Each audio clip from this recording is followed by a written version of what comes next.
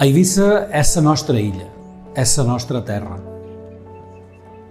Un lloc que ha canviat molt en pocs anys, on han passat moltes coses bones.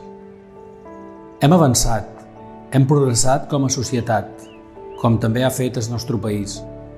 I això ha estat gràcies a la gent, perquè som un poble treballador, un poble acollidor, un poble integrador que s'ha esforçat molt per un futur millor. Però aquest progrés també ens ha dut nous reptes, noves necessitats que no poden esperar.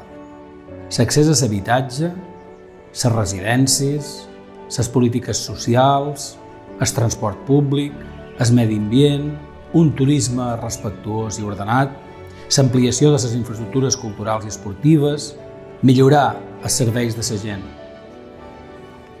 Tenim molta feina per endavant. Per això necessitem un govern del Consell Insular que sigui treballador, honest, transparent i que s'impliqui, que treballi per tothom i no només per uns pocs.